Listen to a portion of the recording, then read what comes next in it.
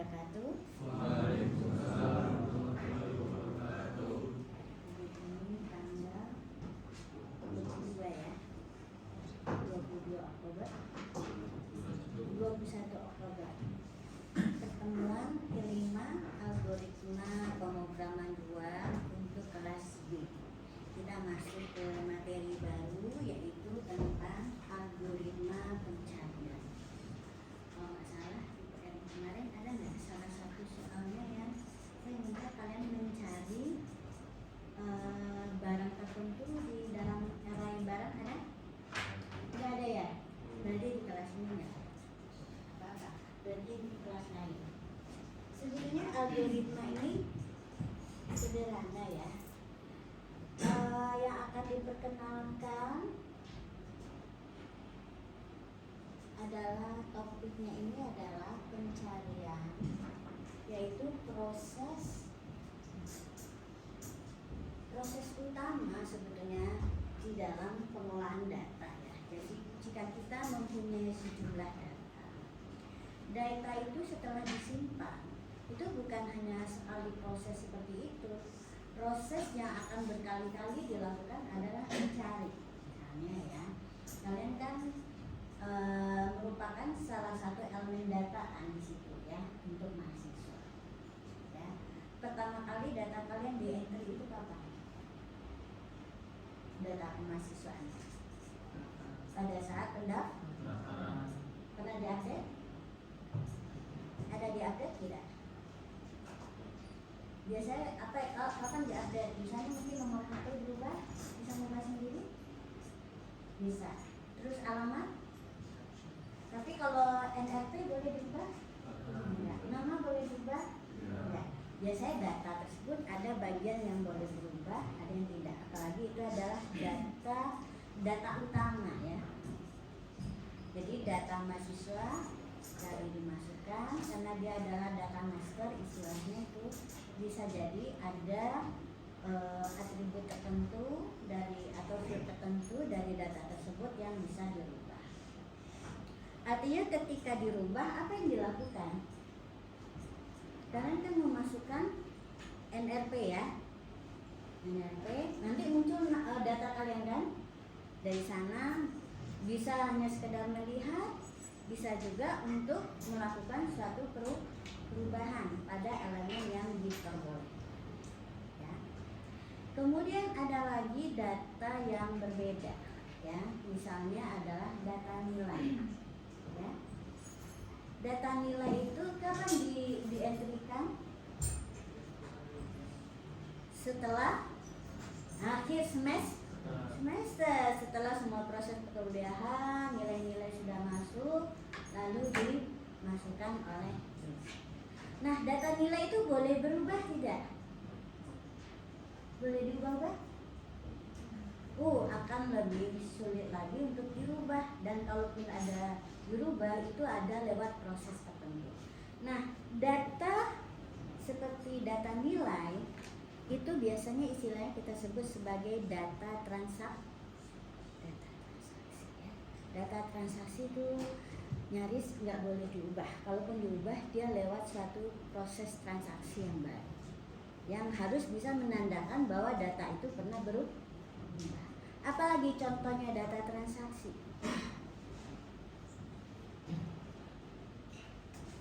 Hari-hari pernah nabung? Ketika kalian mendaftarkan sebagai nasabah baru, itu berarti memasukkan data utama. Ya, boleh ada yang berubah? Apa yang boleh berubah dari data utama kita? Sama ya tadi. Apa yang boleh berubah? Nomor handphone boleh, nomor email boleh, alamat boleh, gitu kan? KTP boleh berubah? Enggak, itu juga data induk ya. Data induk yang enggak, data utama ya. Data yang menyangkut identitas yang enggak boleh berubah. Kemudian kalau kalian menabung atau mengambil suatu tabungan ya dalam sejumlah tertentu, itu kategorinya juga termasuk sebagai data transaksi. Jadi dalam pengolahan suatu database, data itu selalu bisa kita kategorikan sebagai ada yang data utama, data master yang perubahannya diperkenankan pada data-data tertentu yang bukan data identitas, ya, data pembeda.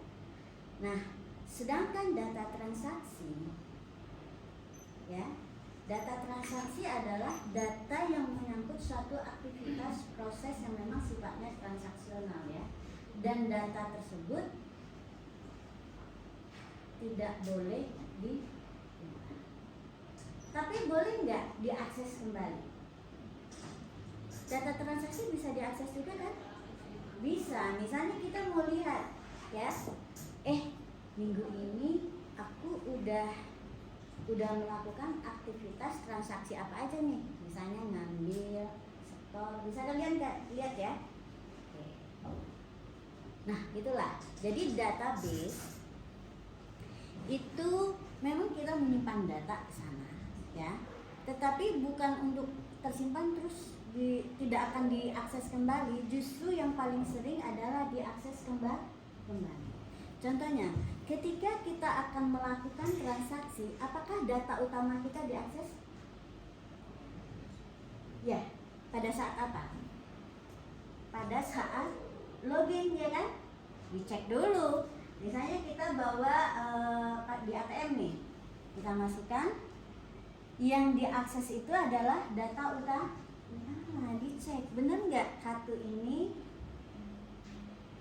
terdata sebagai kartu di bank tersebut, ya, datanya yang mana gitu kan, siapa yang punya. Kemudian nanti bisa dicek apa yang paling kalau di bank itu data kita yang bisa berubah-ubah itu adalah saldo, ya kan. Nah, dicek saldonya, kalau mau ngambil 100.000 saldonya cuma 50.000, boleh nggak? Nggak boleh, ya. Gimana nyocokinnya? Nah, itulah yang terjadi ketika kita memasukkan kartu. Untuk login aja, ya, itu ada proses mengakses data dari nasabah, mencari apakah kode nasabah itu ada, ya, di dalam data.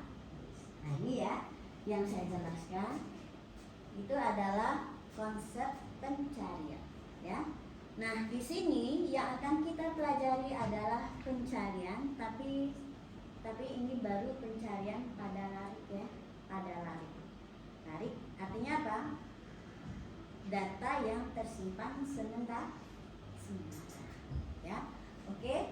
Nah, tetapi datanya banyak, ya. Ada sejumlah data tersimpan di memori dengan tipe datanya itu adalah array, ya. Oke. Untuk apa data dicari kembali? Bisa hanya sekedar untuk melihat dia ada atau tidak, ya. Bisa juga untuk keperluan melakukan suatu transaksi,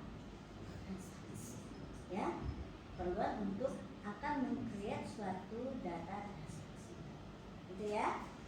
Bisa juga sekedar add, edit, delete, ya. Ini hanya boleh terhadap apa? Data utama, nggak boleh add, edit, delete terhadap data transaksi.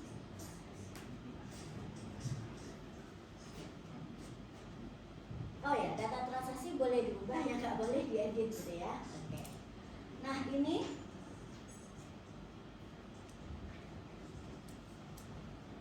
nanti kita pelajari di sini. Sudah diperkenalkan ada dua metode pencarian, ya, yaitu pertama kita sebut sebagai pencarian beruntun atau sequential search. Lalu ada juga pencarian yang lebih efisien, ya, lebih cepat, namanya pencarian bagi dua atau binary search. Nah, di antara kedua metode ini ada syarat, ya. Syaratnya kalau sequential search bisa dilakukan pada kondisi array yang tidak harus terurut. Sedangkan binary search dia ada syarat, dia hanya bisa dilakukan pada array yang sudah terurut. Itu ya perbedaannya. Jadi ada dua metode untuk pencarian ini. pertama untuk sequential search, yang kedua binary search. Binary search hanya bisa pencarian pada array yang datanya sudah seperti kalau kalian lagi ujian hidupnya oke. Nah, di sini nanti apa sih output dari pencarian? Output dari proses pencarian bisa sekedar menyatakan ketemu atau tidak ketemu, ya.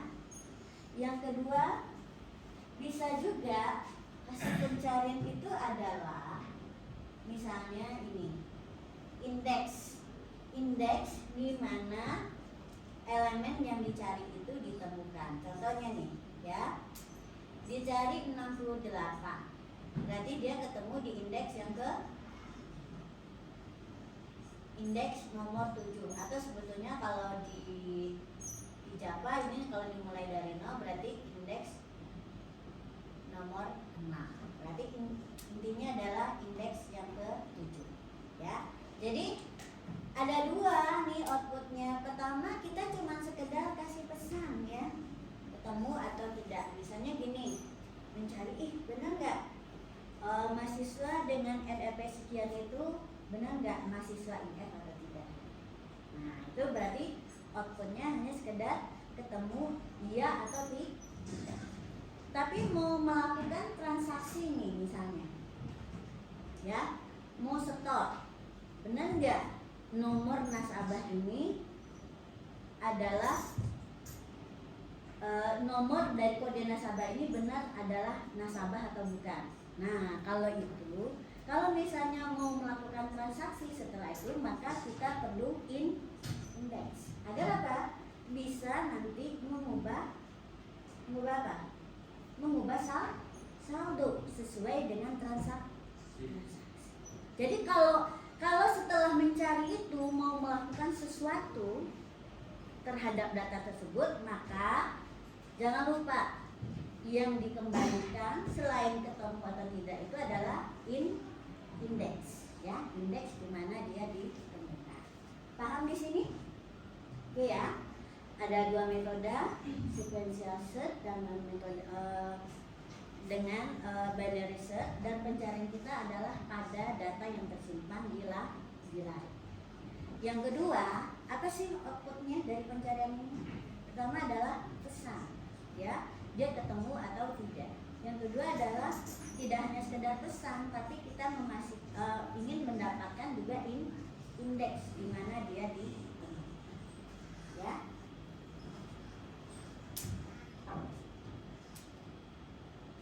Kemudian ini saya lewat. Nah, pencarian ini tidak hanya pada array yang bertipe data sederhana, ya, tetapi pasti juga bisa berlaku untuk yang bertipe data record, ya. Sekarang kita lihat seperti apa sih konsep pencarian itu. Nah, konsep pencarian itu inputnya apa? Inputnya adalah suatu data yang sesuai dengan tipe dari larinya yang kita perkirakan ada atau tidak di dalam lari. Kalau misalnya array-nya adalah array integer, berarti sebuah bilangan, ya. Kalau array of mahasiswa, berarti inputnya kira-kira apa?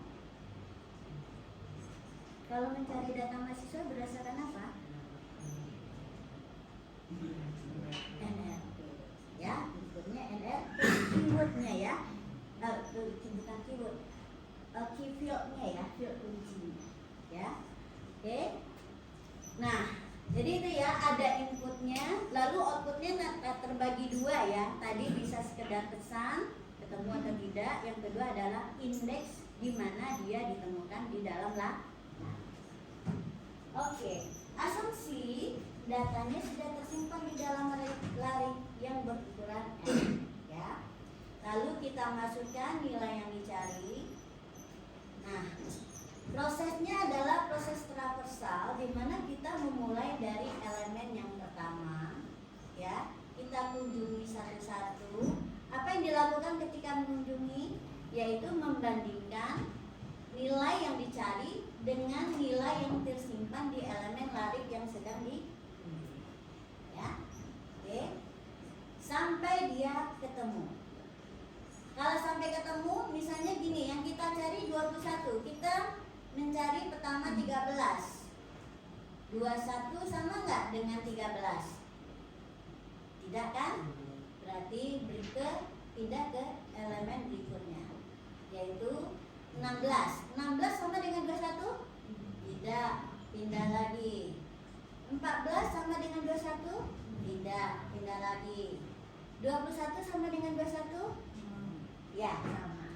Apa yang kita lakukan kalau kita sudah menemukan data yang dicari?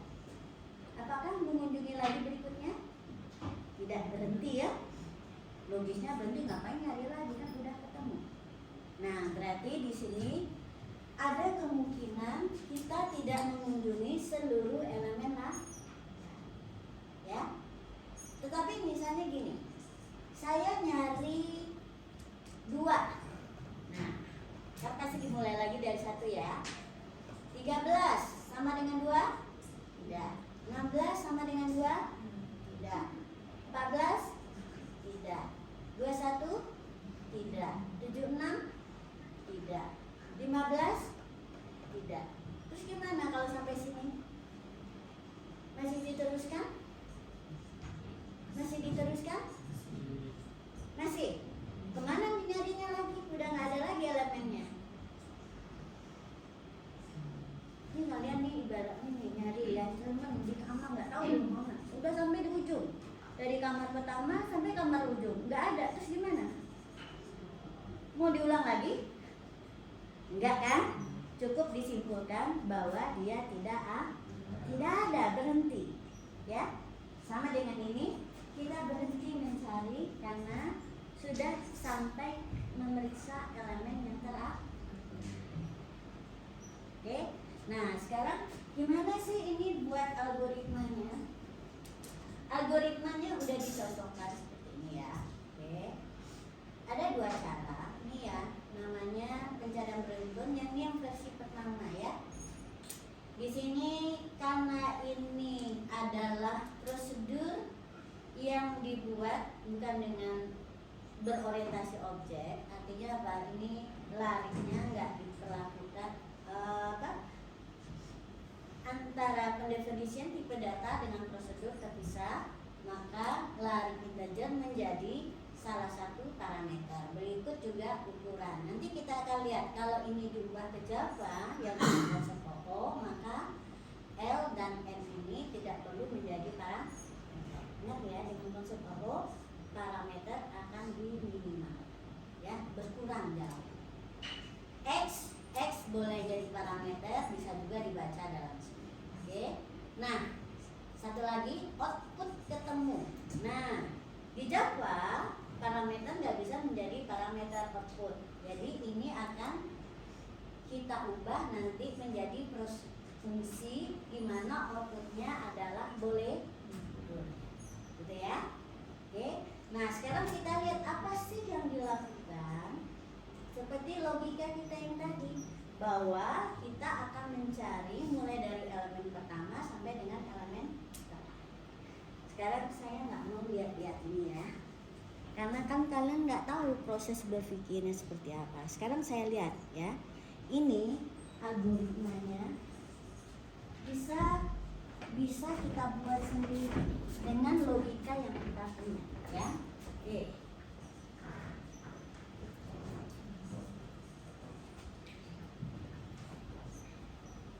Saya akan buat versi yang sederhana dulu. Menurut kalian ini loopnya boleh nggak kita pakai for? Boleh pakai for? Boleh pakai for? For itu syaratnya apa? Kita tahu pasti berapa kali kita akan mengulang. Nah, kalau ini bisa tahu berapa kali mengulang? jadi elemen pertama, kalau ketemu elemen pertama bisa juga elemen yang terakhir. Maka kita langsung aja, jangan pakai for ya, pakai while.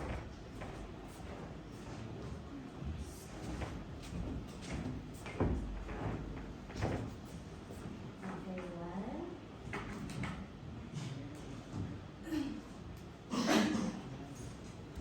Dimulai indeksnya dari 0 ya, karena jawaban mulai dari takutnya nggak jelas ya. Saya lihat. Dimulai dari 0 untuk mengunjungi seluruh elemen lari. Nah, I sama dengan 0. Ini saya sebut dulu sequential search. Ya, ini yang versi satunya ya. Oke. Terus while, buat aja dulu. I seperti biasa kalau mengunjungi seluruhnya adalah kecil dari N. Ya. Apakah ada kondisi lain? Pasti ada. Kondisinya tadi apa? Kondisinya tadi apa? Kalau bertemu. Ya. Nih. Saya lebih suka mengajarkan bukan versi yang ini ya, yang pakai boolean ya, dimana kita set dulu keadaan awal, kita belum menemukan yang dicari ya, berarti kita masuk dengan kondisi ketemu sama dengan false, benar nggak ya? Jadi kita boleh masuk ke dalam loop kalau pertama I-nya masih kecil dari N ya, terus ketemunya masih sama dengan false. Sekarang kita lihat apa yang dilakukan ketika kita mengunjungi sebuah elemen. Tadi apa yang dilakukan? Membanding. Kita baca dulu ya, kita input di sini X yang dicari. Input X. Oke. Sekarang kita bandingkan ya. A yang ke I ya, mencari misalnya nama lariknya ya A ya. A yang ke I apakah sama dengan X? Apa yang kita lakukan? Kalau elemen yang dikunjungi itu sama dengan X, apa yang dilakukan? Berarti apa? Kita menemukan ya, menemukan yang dicari. Nah, kalau menemukan yang dicari berarti apa? Variabel ketemunya kita set menjadi ketemu sama dengan ya. Jika tidak, apa yang kita lakukan? Jika tidak, kita kunjungi yang beri. Nah, berarti apa yang kita lakukan? Nilai apa yang berubah? Yang berikutnya ditentukan oleh apa? Variabel apa? Indeks. Indeksnya yang mana? Variabel indeksnya? Mana yang menjadi variabel indeks di sini? Ya, I-nya diapakan? Ditambah ya. Selesai. Oke. Simpel ya. Itu agak rumit. Nah, sekarang ya.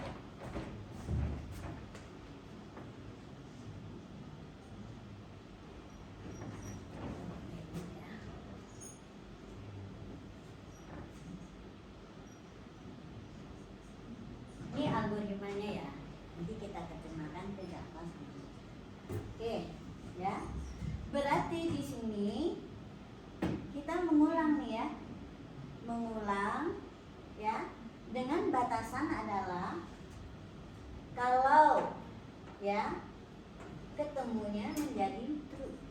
Ya, kalau ketemu menjadi true pasti kita keluar, ya kan? Atau apa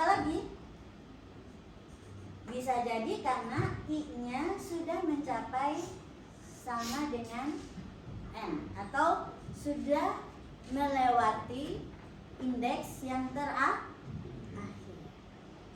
Ya, indeks terakhir kan berapa? Kalau dimulai dari 0, N kurang 1. Kalau berarti kalau sudah N, kita nggak boleh lagi mengunjungi, ya, pasti error, nggak boleh mengunjungi indeks yang di luar batas indeks terakhir. Jadi di sini kita bisa simpulkan. Ingat ya, pencarian itu harus bisa disimpulkan, ketemu atau tidak. Jadi jangan lupa ekornya, ya. Ekornya adalah menyimpulkan. Nah, kita bisa menyimpulkan berdasarkan variabel apa? Paling mudah adalah variabel ketemu.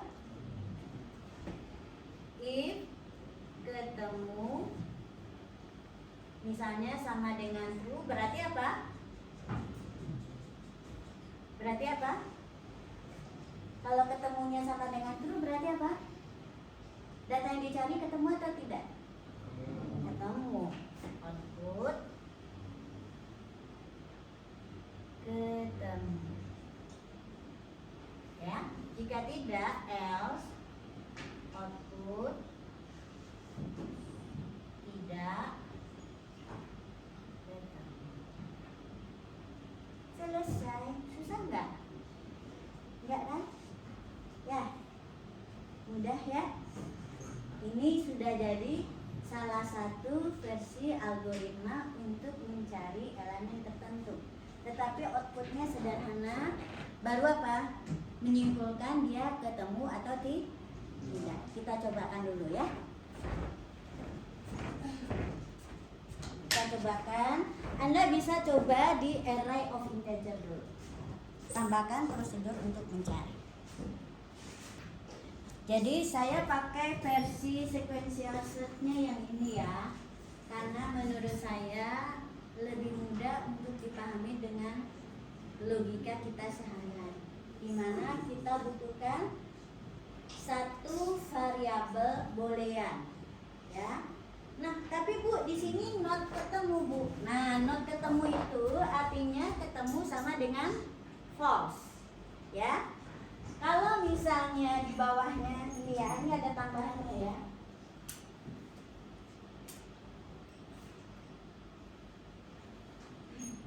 Mana tadi? Ini ya. Oke, sebentar. Ini ya.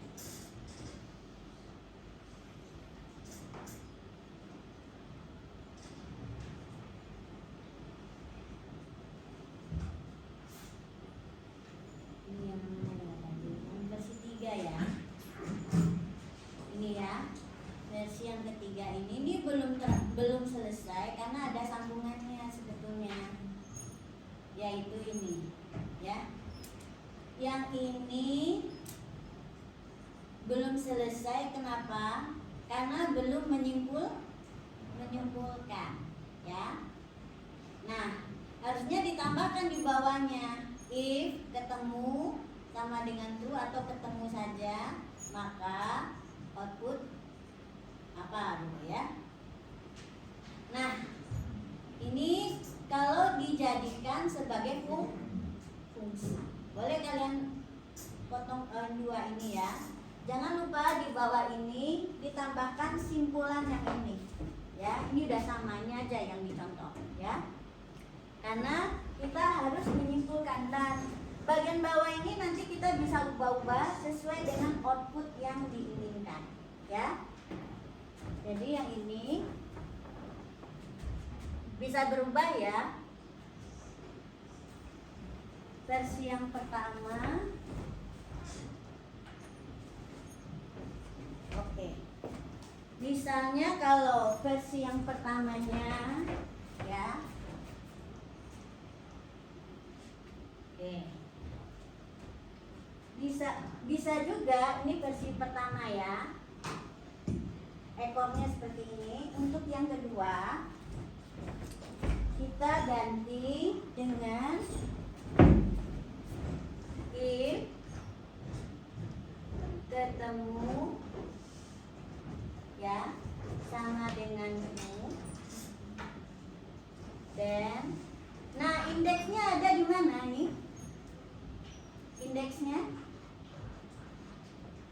indeksnya itu ada di I, ya kan?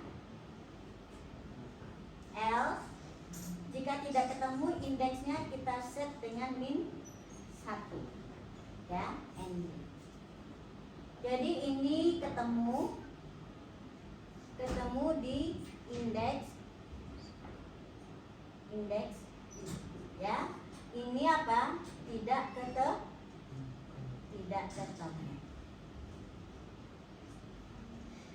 Nah, kalau dia versinya prosedur, kita bisa seperti ini.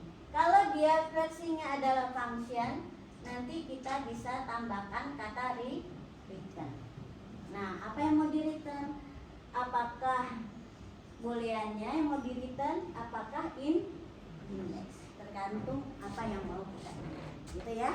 Jadi kita bisa menciptakan banyak versi dari pencarian. Oke, kita cobakan satu versi dulu, ya. Ada yang mau ditanyakan? Ada yang mau ditanyakan? Apa? Yang mau dicobakan yang ini saja dulu, versi yang paling sederhana. Boleh dijadikan prosedur dulu dengan outputnya seperti ini, ya. X-nya boleh dijadikan parameter, boleh dibaca di dalam prosedur, ya.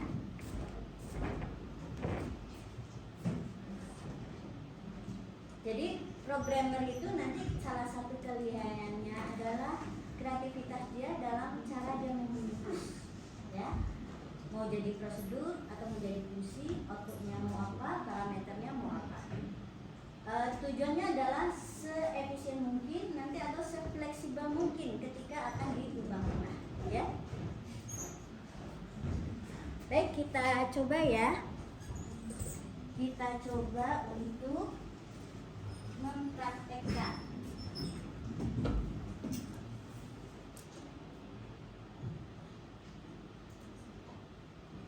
Oh, ini masih lama, saya tutup dulu. Silakan dicobakan. Oke, nah di sini saya sudah menambahkan satu prosedur namanya sequential search. Saya ambil bold, ini versi yang dengan boolean, sama dengan algoritma yang di sebelah sana, ya, versi sama.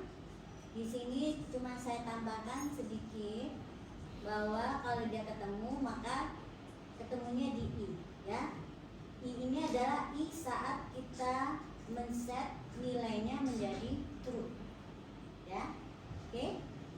Nah, jika tidak ketemu maka kita tulis pesan tidak ketemu.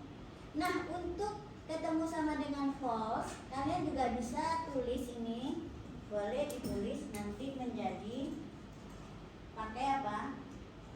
Dalam kurung boleh not ketemu. Kalau di Java not kan pakai gini ya. Jadi boleh ditulis seperti ini, ya. Khusus untuk yang ketemu sama dengan false, ya. Kemudian kalau ketemu sama dengan true boleh ditulis hanya ketemu saja, ya. Oke.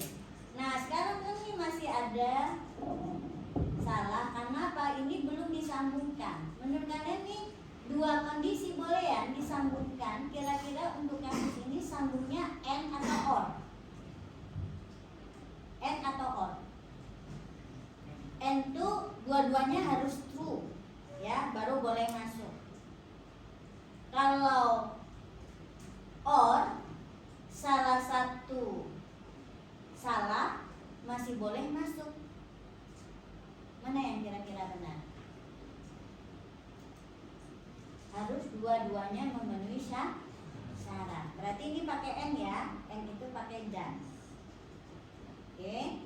Nah, ini kan masih error. Kenapa? Kalau di Java kalau ada lebih dari satu maka dia harus ditambahkan kurungan. Oke, selesai. Kita coba tes ya. Cara ngetesnya apa? Dipanggil dari program utama. Kita panggil dari sini ya. Ini saya tutup dulu. kita tinggal panggil A titik sequential search. Oke? Ya, ini ya. Sekarang kita coba run.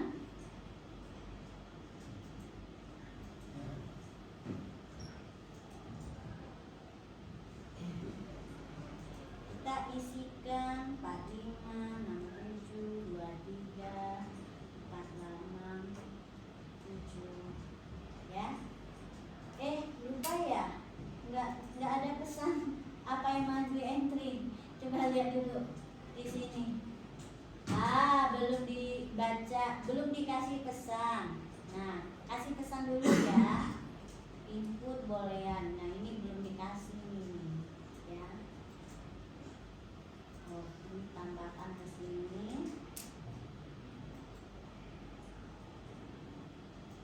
Tambahkan input bilangan yang dicari. Input bilangan yang dicari. Oke. Kita run lagi.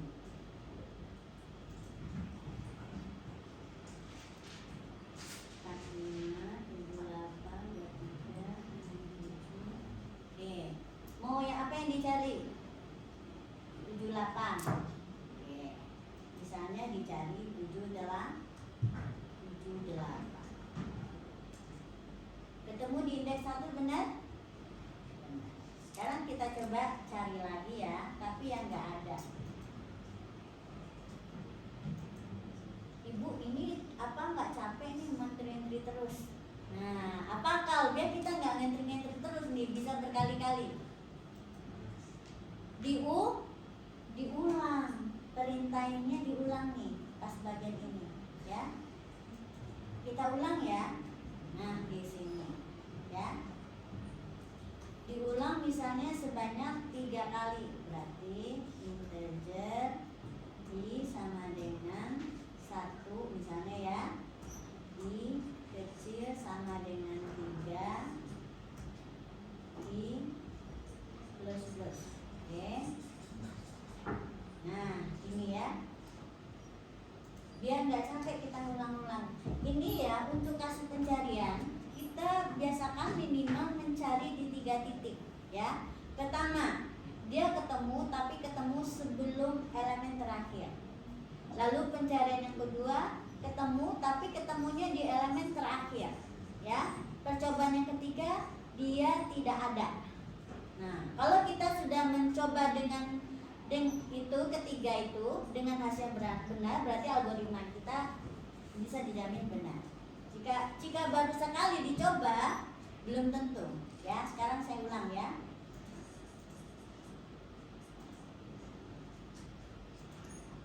Tiga, 4, 7, 8, 12. Nah, saya mau mencari yang pertama, saya cari 8, 3, 4 atau 12 ya. 12. Oke. Ketemu di indeks 2. Benar. Kemudian saya cari di elemen yang terakhir yaitu yang dicari 3 ya. Ketemu di 4. Sekarang saya cari yang 36 ya, tidak ketemu. Berarti algoritma kita sudah benar ya, mencoba untuk elemen sebelum elemen terakhir, mencoba pada elemen yang terakhir, dan mencoba pada bilangan yang tidak ada di dalamnya. Oke? Ya. Ini adalah versi yang benar. Silakan dicoba.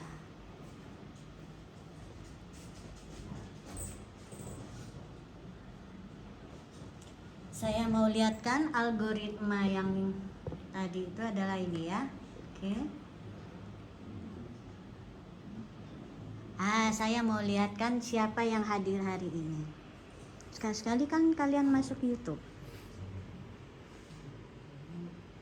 Oke, ya. Ini kelasnya kelas B ya. Kelas B cukup banyak ya, kelas A yang sedikit.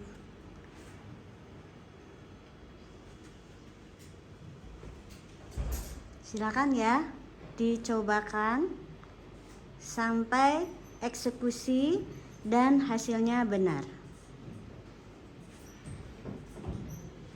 Oke, saya jeda dulu. Oke, kita cobakan dengan gaya bungkus prosedur yang berbeda, ya. Di mana X ini kita jadikan sebagai parameter input. Oke. Karena kita cuma mengubah gaya prosedurnya, maka di copy aja, ya. Copy, tinggal ubah sedikit kan, jangan diketik dari awal. Oke. Sekarang tambahkan ini menjadi parameter si X-nya. Oke. Berarti yang membaca di sini kita tutup, ya.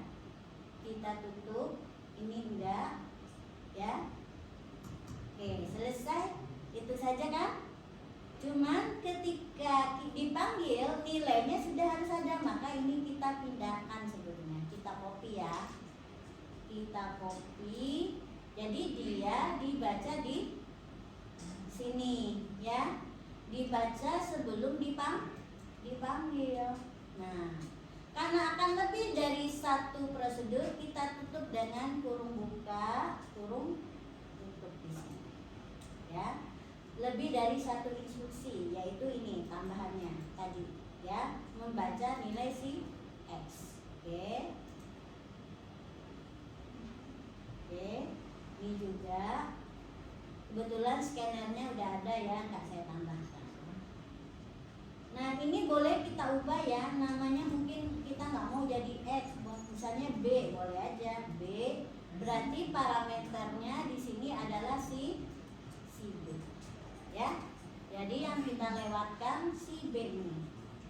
Nah, di mana nanti ketika sekuensial booleannya kita ubah ya, namanya nggak boleh sama kan? Di sini boolean, di sini boolean. Boolean harusnya nggak boleh sama. Ini boolean satu aja nih. Oh, ternyata boleh sama. Kenapa? Karena yang ini pakai parameter. Ingat, konstruktor kan juga namanya boleh sama, ya. Oke. Jadi dia akan memanggil yang mana nih? Sequential set yang berparameter. Di mana nilai B disubstitusi ke nilai X. Jadi kalau di sini nilainya di input misalnya 10, ya. Si B-nya ini 10, berarti nilai X yang ini waktu dia dipanggil ini adalah 10. Ya. Kita coba? Baik, kita cobakan ya. Jadi perubahannya cuma sedikit ya. Yang pertama saya menambahkan parameter. Lalu yang membaca nilai X itu kita tutup ya. Artinya dia tidak ada. Ini boleh dihapus ya.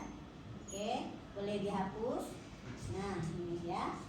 Dia sebetulnya kita sudah pindahkan ke mana?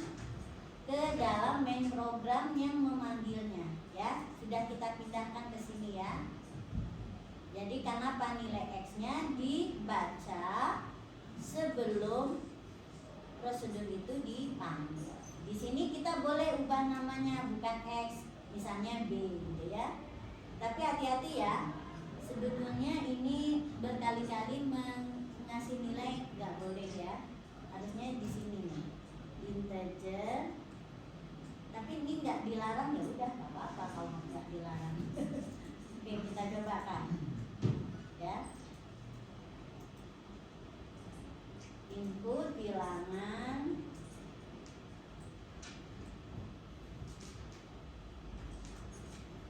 oke. Bilangan yang dicari misalnya 5, 6, 7, 8. Oke, ketemu di indeks 1. Saya cari 3, 6. 3, 6 tidak ketemu ya. Saya cari lagi sekarang yang elemen terakhir. Saya cari 7, 8. Ketemu di 4. Sama kan? Ya. Kalau buat user memang nggak terasa itu berbeda. Ya, nggak ada perubahan karena model interaksinya sama. Yang berbeda hanyalah urutan instruksinya, cara mengurus. Oke, cobakan dulu ya. Cobakan yang dengan parameter. Jadi parameter itu memang tidak mengubah logika, ya. Bahkan dari sisi user itu terasa tidak ada perbedaan, ya. Yang berbeda nanti adalah efektivitas source kode programnya kita, ya. Apakah dia lebih fleksibel atau tidak, ya. Sekarang kita akan coba ubah menjadi fungsi. Bentuk fungsinya pun bisa dua ya, sesuai dengan algoritma itu. Kita terserah mau pakai buntut yang mana. Kalau buntut yang pakai ketemu sama dengan true, berarti fungsi kita nanti tipenya adalah boolean, ya. Oke. Kalau buntutnya yang outputnya ketemu dan tidak ketemu itu fungsi kita tipenya cukup boolean. Tapi kalau buntutnya itu adalah yang menentukan indeks di mana dia ditemukan, berarti fungsi kita nanti bertipe integer karena indeks itu tipenya adalah integer. Oke, kita coba buat ya sekarang.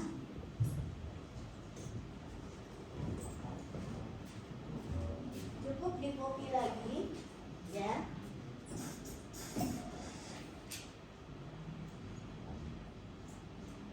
Oke. Namanya ternyata boleh sama kan? Kita buat lagi ini versinya. Oke. Yang ininya adalah boolean. Oke. Boolean. Nah, ya. Boolean syaratnya apa? Setelah buntut no itu kita tinggal return. Apa yang mau kita return? Kalau di sini kan tidak ada yang di set nilainya, indeksnya. Berarti ini yang di return adalah ketemunya. Ya. Oke, selesai. Nah, ini dia.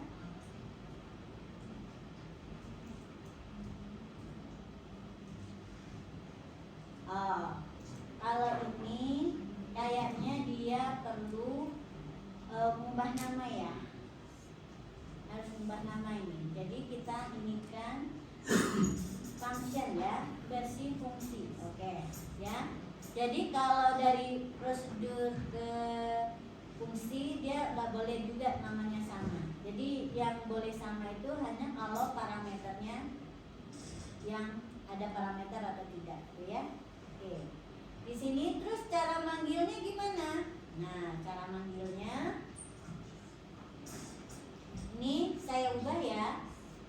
Ini saya tutup. Saya akan panggil yang versi A titik sequential search ya yang ada F-nya. Oke. Nah, di sini ya. Nah, kalau ada F di sini, oke, kita titik koma. Berarti kan di sini kita harus apa? Harus menyimpulkan hasilnya, ya kan? Nah, kalau untuk seperti ini, kita akan memeriksa hasilnya di sini, maka sebaiknya, misalnya gini, saya simpan ya hasilnya. Saya simpan hasilnya di boolean find, ya, find. Oke, boolean find. Terus di sini saya simpulkan, ya. Kita simpulkan if. Nah, if find-nya kita simpulkan di sini. Artinya apa? Berarti penyimpulannya ini, ya. Kita jadikan komen ya. Oke. Saya jadikan komen ini. Oke, jadikan komen dulu. Ya. Oke. Kita jadikan komen. Nah, komennya ini, yang ini isinya kita pindahkan ke bawah. Ya, kita copy. Jadi pemrosesan dia ketemu atau tidak itu di sini. Oke, seperti ini ya. Di sini kita ubah ketemunya jadi, atau boleh juga tetap di sini ketemu, boleh. Mau tetap ketemu di sini boleh. Ya. If ketemu. Nah, di sini karena nggak ada. Nah ini ya, kalau kita melepaskan itu adalah booleannya, maka indeksnya nggak bisa dikenal. Paling yang kita dapat itu cuma pesan seperti ini. Ya. Terus apa nih salahnya? Oh iya, titik komanya lupa. Oke, ini ya. Itu ingat ya, jangan sampai dua kali disimpulkan kita di sini. Kalau kita mengembalikan boolean, artinya apa? Kita mau memproses hasil atau variabel boolean itu di luar prosedurnya, ya. Nah seperti ini. Jadi pesan ketemu atau tidak di luar setelah prosedurnya dipanggil. Jadi yang di dalam ini tidak perlu. Terus return ketemunya sudah didapatkan. Ketemu kan awalnya false. Kalau dia ketemu kan nilainya sudah berubah. Jadi ini waktu di return nilainya sesuai dengan nilai variabel ketemu terakhir setelah keluar dari loop. Ya, kita cobakan. Sama ya, walaupun cara bungkusnya kita ubah, bagi user ini tidak terlihat berbeda. Coba ya, kita cobakan sekarang ya. Nih, nggak berbeda ya, pasti nggak berbeda. Yang berbeda adalah bagi programmernya, karena dia tahu ada kode yang berubah, tapi efeknya tidak berubah. Ya, kita cari 768, ketemu di indeks. Oh ya, cuman di sini nggak dibilang ya ketemu di indeksnya berapa. Kenapa? Karena dia cuma bisa menyampaikan ketemu atau tidak. Ya, input bilangnya dicari 8. Tapi dia di sini yang penting adalah ketemunya benar ya. Cuman indeksnya nggak bisa disebutkan. Kalau dicari 89 dia juga akan ketemu. Kalau dicari dia adalah 100 maka tidak ketemu. Itu perbedaannya, ya. Oke.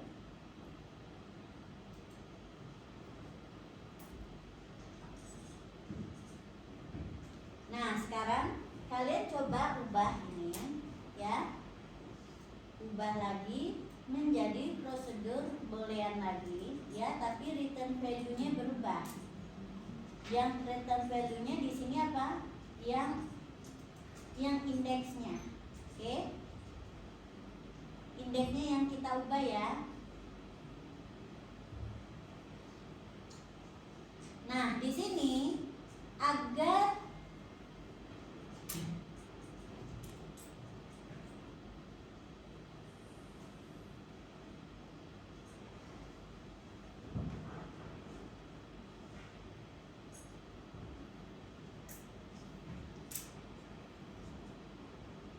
apa yang dikembalikan adalah indeksnya, maka di sini agak kita ubah ya. Nah, pas ketemu sama dengan true, kalau kita mau yang dikembalikan adalah indeksnya, ini kita ubah dulu jadi integer. Oke. Nah, ini adalah indeks ya. IDX. Oke. Terus apa lagi? Nah, ini kita buka. Ya. Jangan lupa kita mau mengeset indeks. If ketemu sama dengan ini maka IX sama dengan I. Ya. Jika tidak ketemu maka IX-nya sama dengan minsa. Ya. Jangan lupa ini return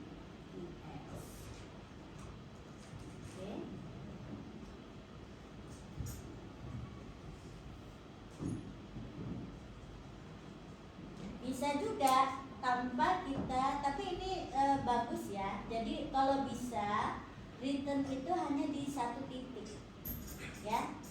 Gak apa-apa kita ada menggunakan satu lagi variabel, ya, gak apa-apa, ya. Bisa juga sebetulnya tanpa variabel ix. Jadi if ketemu sama dengan true maka kita return i, else return min 1. Terserah kalian lebih suka gaya yang mana. Ini masalah gaya aja. Dua-duanya nanti juga benar. Ya.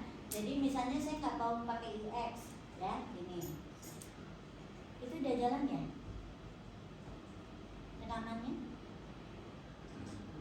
Udah ya. Nah, boleh juga gayanya seperti ini. Langsung return i. Oke. Langsung return min 1. Return min 1. Kelihatan ini dari sisi programnya apa ya? Mengurangi kompleksitas ya.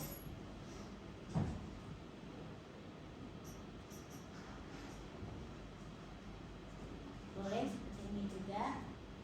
Nah, berarti kalau seperti ini maka pasti juga akan ada perubahan pada main program. Kenapa? Ini yang dikembalikan adalah integer. Nah, sekarang kita ubah lagi nih di main programnya. Berarti versinya di sini adalah, saya copy aja ya.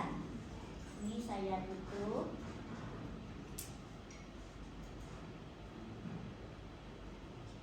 Kita ubah lagi, tapi ini saya copy aja. Oke, kita copy, kita paste. Nah, kalau versi yang ini berarti dia indeks ya, yang kita perlukan adalah indeks. Nah, misalnya gini ya. Boolean tadi apa? IDX ya? IDX. Oke. Nah, berarti di sini yang kita bandingkan adalah IX-nya, bukan ketemu lagi ya, tapi IX. Nah, if IX-nya apa? Nah, boleh dibandingkan. Sama dengan min 1. Kalau dia sama dengan tidak sama dengan min 1, tidak sama dengan min 1 berarti dia ketemu. Ketemu di indeks berapa? Di indeks berapa? Di sini berapa saya tulisnya? Nama variabelnya apa? Yang menyimpan nilai indeks variabel apa di sini? Di bagian yang ini nih, yang menyimpan nilai indeks apa nama variabelnya? IX. Jangan ragu-ragu. IX, ya. IX ya. Oke. Jika tidak berarti dia tidak ketemu. Beres kan? Jadi setiap kita mengubah gaya modul kita, pasti cara memanggilnya berubah. Oke, kita coba kan ya. Kalau ini akan persis hasilnya dengan yang pertama tadi, waktu masih dalam bentuk prosedur. Ya. 45, 78, 90, 23, 12. Oke, bilangan yang dicari misalnya 45. Ketemu di indeks 0. Benar kan? Sebutkan indeksnya. Terus misalnya 67. Tidak ketemu ya. Terus 12. Oke. Nih, dan persis sama kan dengan sebelumnya, ya. Jadi buat user mah nggak terasa beda. Yang beda cara kita ngodingnya. Kenapa dibuat bisa gaya berbeda-beda? Bagi programmer yang udah level pengalamannya lebih tinggi ngodingnya, dia akan merasakan model pembungkusan seperti apa yang akan membuat fleksibel, ya.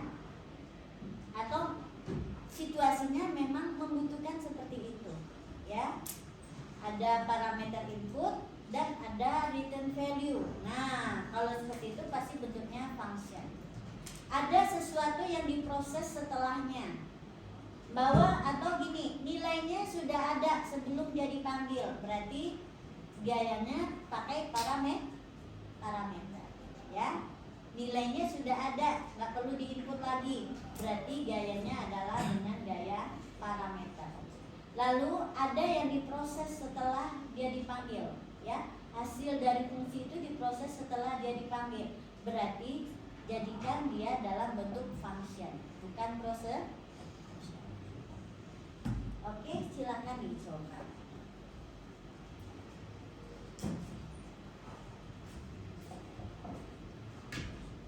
Dari satu algoritma loh, ya, kita dapat 6. Nah, sekarang kita mau ambil salah satu prosedur yang gaya bungkus yang menurut kita paling maksimal. Kalau saya suka ya gaya ini, ya. Dia dalam bentuk function dengan X menjadi inputnya, sudah menjadi parameter input. Lalu yang dikembalikan adalah indeksnya.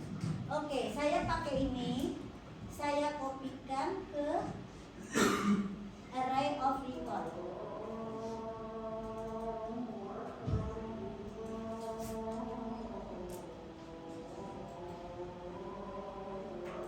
Oke ya. Nah, yang berubah apa sebetulnya tinggal ini aja. X ini nanti adalah kita ambil yang kode bar. Ada beres. Sesederhana itu ya. Dimana nanti si X-nya adalah kode barang yang dicari. Mubahnya cuma dikit. Istirahat dulu. Sambil kalian ini gimana cara manggilnya di main program, ya. Sekarang kita lanjutkan gimana cara memanggilnya, ya. Cara memanggilnya sebetulnya ya cara gampangnya nggak usah di copy juga dari sana, boleh di sini aja ya. Atau malas ngetik boleh copy aja yang tadi ya. Nah ini ya, saya copy nih satu ini. Copy ke lari barang. Oke.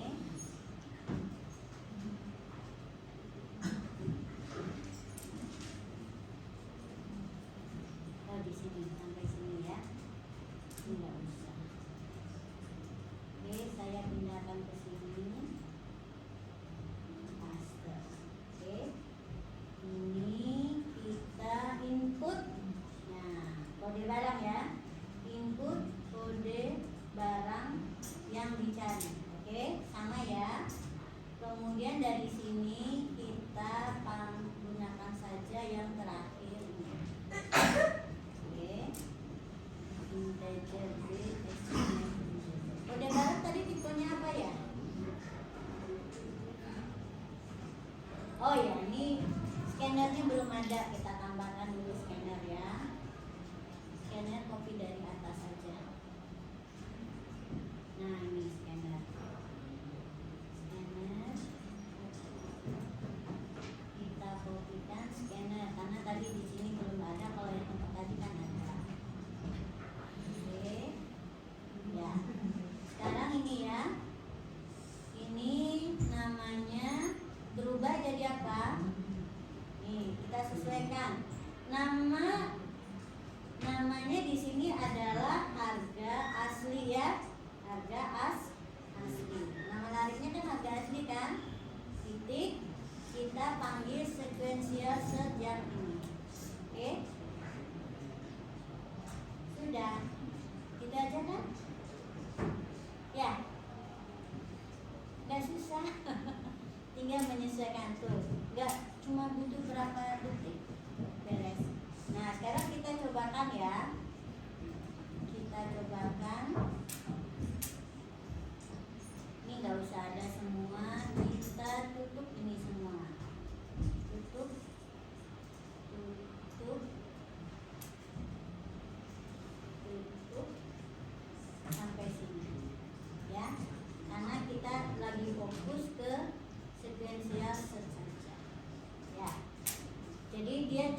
menjalankan init tulis ya.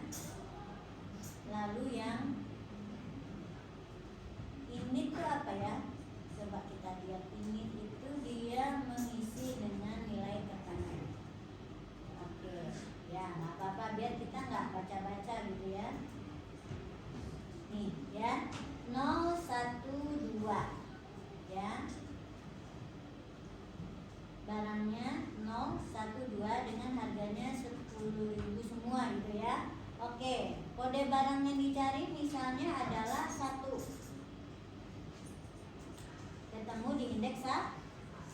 Sekarang kita coba cari 8. Tidak ketemu. Cari lagi adalah 2. Ketemu di indeks 2. Sama kan? Berapa detik kita mengubahnya? Sebentar banget ya. Sebentar sekali. Jadi apa yang penting di sini ya? Pemahaman kita ya, pemahaman kita. Karena kunci dari algoritma itu adalah logikanya ya. Tadi kita tahu bahwa array of integer dengan array of barang itu kan sama-sama array ya, dimana kita mencarinya terhadap elemen array. Nah, kalau array integer kan dia nggak perlu ada fieldnya kan, berarti memang di sini langsung elemennya dibandingkan dengan yang dicari. Nah, pada array of barang kita harus membandingkannya dengan atribut tertentu. Nah, atribut mana yang mau kita bandingkan? Tadi kita pilih adalah kode Nah, tinggal ini yang berubah. Kebetulan di sini harus pastikan X ini tipenya harus sama dengan tipe dari atribut yang dibandingkan. Lainnya tidak ada yang berubah, ya. Lainnya tidak ada yang berubah. Ya. Oke, cara mencarinya juga sama. Ketika dipanggil di main program, dia juga tidak berubah. Yang berubah apa tadi di main program? Di main program yang berubah adalah nama dari array yang diakses, ya. Lainnya sama. Oke? Jadi jangan takut, algoritma itu nggak susah. Tapi kalian harus tenang, harus teliti, harus hati-hati ya, jangan ceroboh, karena sekali ceroboh nanti kadang-kadang program kita kurang titik koma atau kurang pasangan dari kurung buka dan tutup aja udah susah nyari salah ya. Bagaimana agar salah-salah ketik tuh nggak bikin susah? Nah, identasi seperti ini menjadi penting. Langsung kelihatan pasangannya mana yang hilang. Kalau kalian bikinnya nggak ada identasi yang jelas, itu sulit kita mencari kesalahan ketik ya. Jadi rapi dalam menuliskan program ya. Terus sebetulnya program yang bagus itu adalah program yang algoritmanya paling sederhana ya, paling simple, bukan yang paling panjang ya. Justru yang langkahnya singkat itu paling bagus, yang meminimalkan juga variabel dan parameter ya. Terus yang ada bungkus-bungkusan yang bukan algoritma yang satu ditumpuk jadi satu prosedur panjang banget, itu pasti nggak bagus ya. Karena tingkat keterpakaiannya lagi untuk kasus-kasus yang lain menjadi sangat rendah. Jadi bungkuslah bagian-bagian tertentu itu menjadi satu fungsi dan fungsi ya, biar mudah. Oke? Nah, nih. Sekarang kita contohkan adalah pencarian bagi 2. Di mana pencarian bagi 2 ini syaratnya apa? Syaratnya arraynya sudah tertutup. Ilustrasinya seperti ini. Ini udah di screenshot dulu, coba di screenshot dulu. Ya. Di sini kita lihat ada namanya variabel K selain I dan J, di mana I ini adalah indeks awal, J ini adalah indeks terakhir. Lalu kita menambahkan variabel K yang didapat dari nilai indeks awal ditambah J lalu div 2. Ini membuat apa? Area pencarian terbagi 2 ya. Jadi kita bukan mulai dari indeks paling kiri, tapi indeks yang di tengah dari area pencarian, ya. Range dari I sampai J itu menunjukkan range pencarian yang sekarang. Lalu K menunjukkan titik pencariannya, elemen yang akan dikunjungi, ya.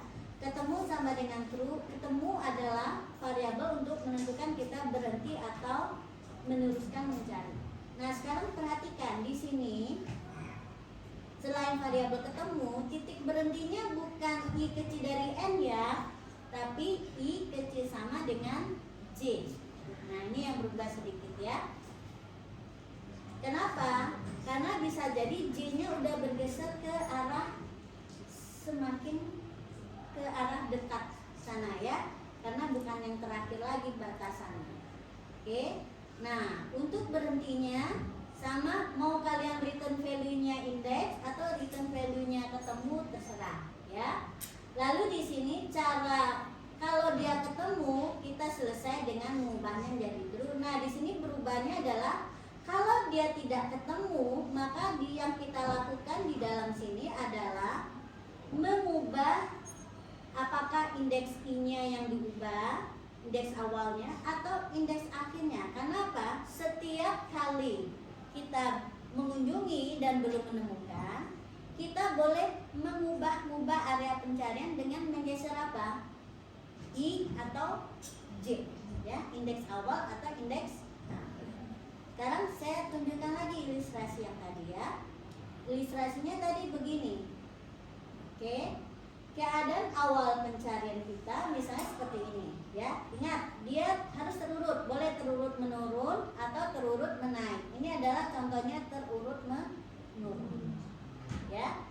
Kalian kalau algoritma ini jangan dihafal, cukup gambarkan situasi arraynya ya.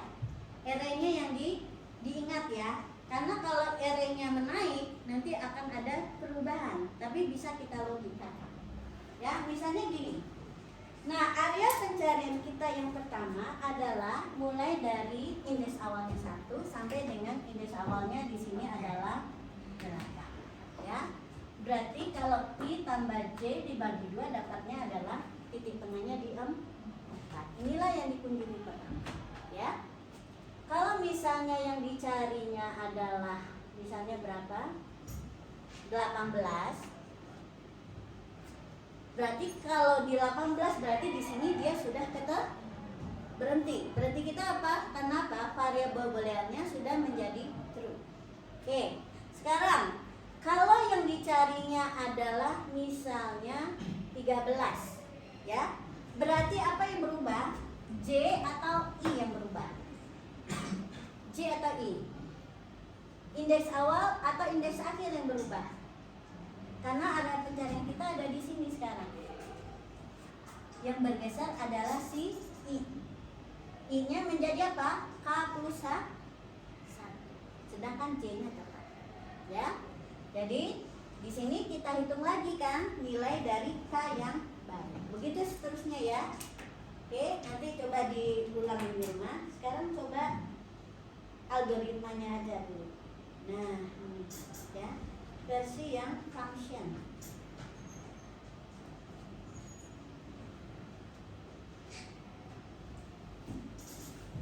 Saya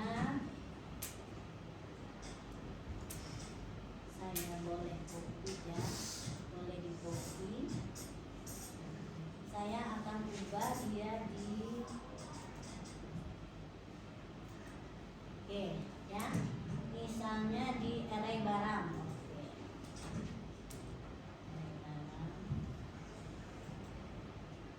Sebetulnya lebih susah saya mengcopy ini nih, ya. Oke, saya ubah di sini ya. Oke. Saya kan nggak ngapalin, tapi saya ingat logikanya. Oke. Saya ubah dari yang sequential search. Sekarang dia adalah binary search ya. Binary search. Oke, apa yang berubah? Yang berubah ya, I sama dengan 0 tetap. Nih, kita tambahkan J sama dengan apa? Integer J sama dengan N kurang 1. nol kalau di Java. Oke. Terus di dalam sini tadi berubah apa? Ini adalah I kecil sama dengan J. Ya. Karena apa? I-nya, J-nya kemungkinan sudah berubah-ubah. Jadi dua ini yang dibandingkan. Ya. Terus, nah setiap masuk ke dalam loop kita butuh sika ya. Kita deklarasikan dulu K. Oke. K-nya diisi dengan apa? Diisi dulu K-nya boleh diinisialisasi 0. Oke. Di sini kita itu nilai K ya. K sama dengan I tambah J dibagi 2.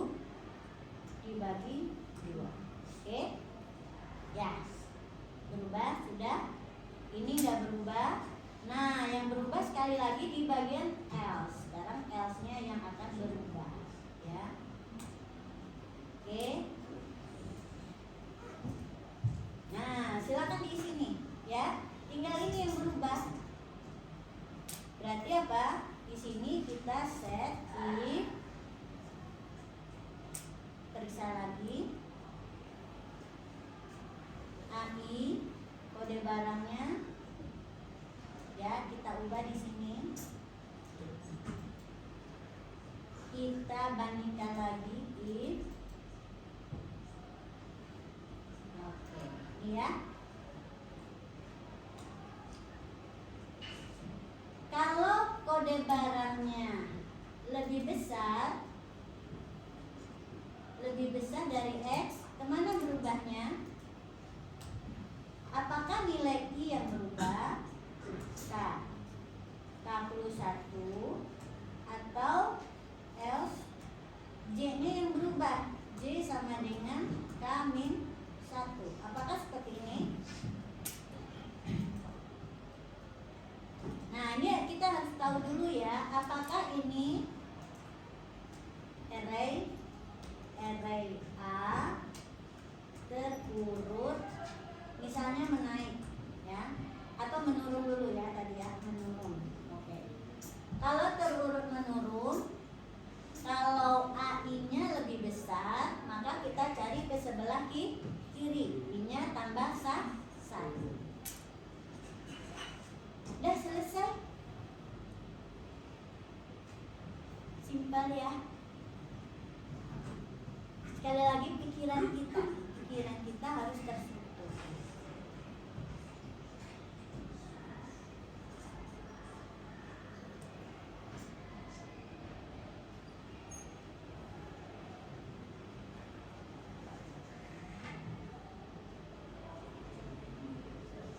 Kita tinggal ganti ini dengan binary search ya, binary search.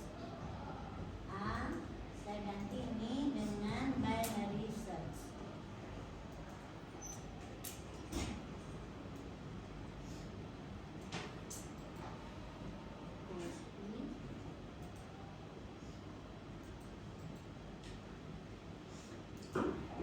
Oke, binary search ini ganti dengan binary search.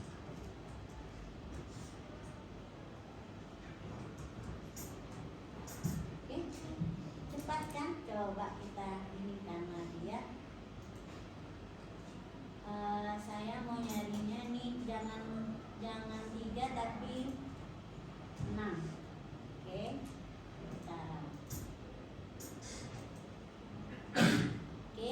kita coba cari barangnya adalah 4. Nah, berarti ini ada yang salah ya, karena dia tidak ketemu. Ini masih ada nih salah. Kemungkinan salahnya sih gampang nih. Saya cari sekarang coba 5. Enggak ketemu. Saya cari misalnya 10. Juga tidak ketemu. Jadi kenapa tidak ketemu terus?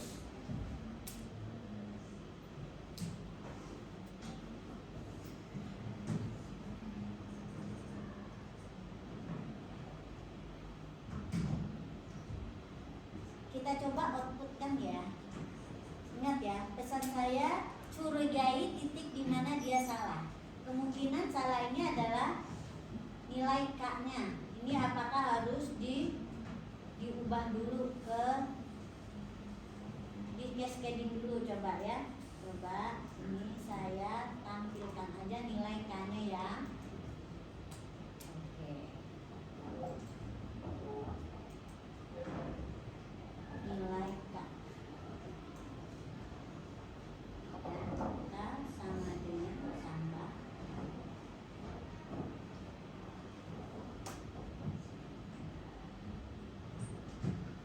tambah K. Nah ini aja ya, saya cek dulu nih. Saya curiganya di sini. Atau nanti bisa jadi ini bukan K+1 tapi K justru J sama dengan K+1 karena dia terurut menurun. Kita coba dulu ya.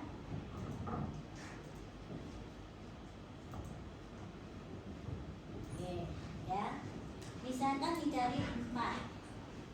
Ya. K-nya awalnya harusnya adalah di 2. Benar ya? K-nya 2, lalu K-nya ke 0. Padahal kita cari 4. Nah, dari sini kelihatan ya. Kelihatan arah berubahnya dia salah. Ya. Harusnya dia berubahnya ke kanan tapi ini ke kiri. Berarti apa yang kita ubah? Tinggal kita balik ya. Kita balik ininya. Ini terbalik. Jadi ini ya terbalik. Jadi harusnya kalau berubah ke kiri dan ke kanan berarti ini harusnya J sama dengan K kurang 1 ya. Sementara ini jadi I sama dengan K tambah 1. Oke, bertukar ya. Berarti ini yang keduanya, yang pertamanya kita tutup dulu. Ini juga ditutup. Oke, saya cuma membalikkan ya. Karena tadi dia arah bergesernya yang salah. Oke, kita run lagi. Itu udah masih jalan ya. Saya cari misalnya adalah 3. Ketemu di indeks 3, benar kan? Ya. Dicari misalnya 5. Ketemu di indeks yang 5. Dicari misalnya 10. Tidak ketemu. Sudah oke ya? Tidak susah ternyata. Ya, tidak susah. Tinggal saya tutup lagi di pesan yang ini tadi. Tutup lagi. Ya. Kita run lagi. Cari barang 2, cari barang 56 gak ada, cari barang 5 dah. Ya, sudah?